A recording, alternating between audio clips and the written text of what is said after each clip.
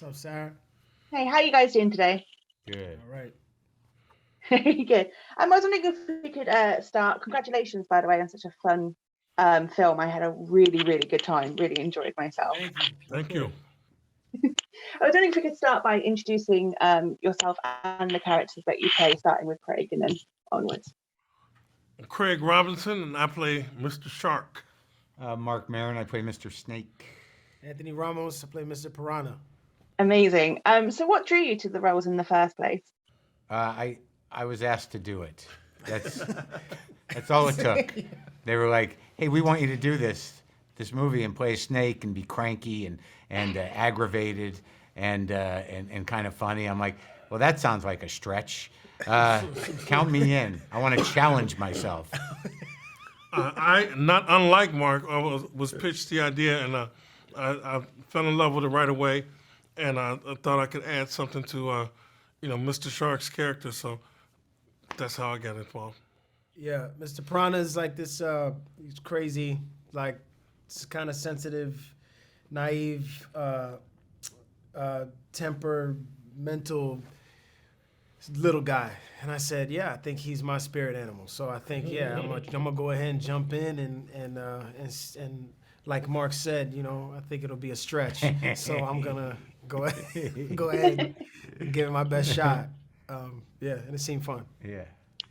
Amazing. What kind of preparations have to go into a role like this, where you're not only playing kind of the villain, but also you're playing an animal? Was there any like playlists you looked up, any films that you watched? I don't know. You look at the picture. When you see what your character looks like, that they show us the animation from the beginning, and you sort of lock into. At least I did, the way he looked and how I felt he would sort of, act. But mostly, it's just a matter of finding, the rhythm of the character, and then working with the director a bit. And with animation, you can keep trying different things. And I always choose when I do animation to do something as difficult as possible for my voice. So within an hour, my throat hurts. So that's part of my process, is apparently having a sore throat. The beautiful thing about animation is, we just kind of launched into recording and found the character maybe a few scenes later, and then you're able to go back and say, okay, now we found this guy. That's true. We can go back and then re-record this or what have you. So it didn't take that long, but that was preparation was going in and working with Pierre and the producers and figuring it out.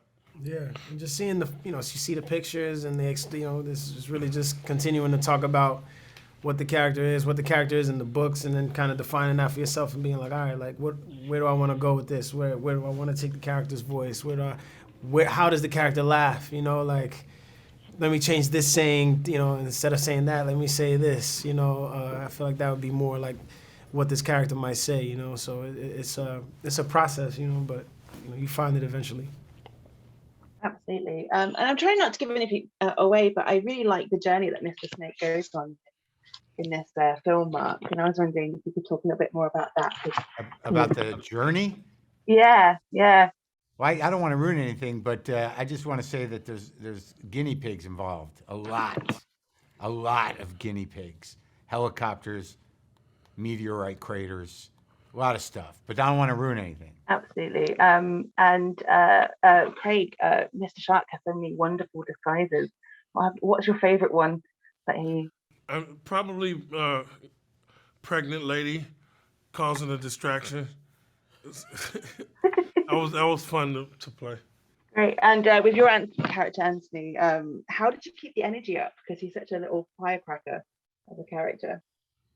I think it's because because they paid me to do it.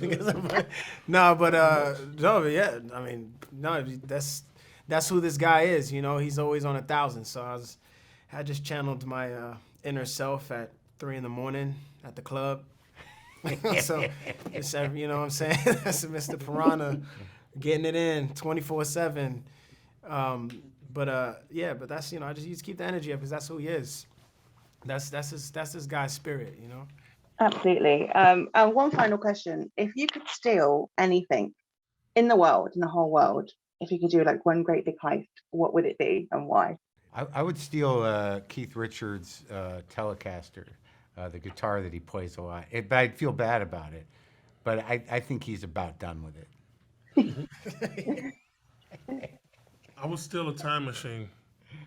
Where are you going to go, Craig? I don't know, to a few minutes from now.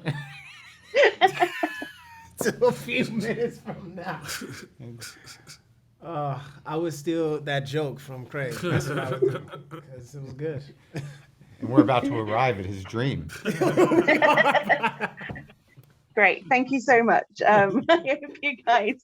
Well, I hope you guys enjoyed yourselves. Ladies and gentlemen, you're watching Hey You Guys! Hey You Guys, huh? Hey, you guys. Is that from the Goonies? It is indeed, yeah. Nice. Hey, you guys!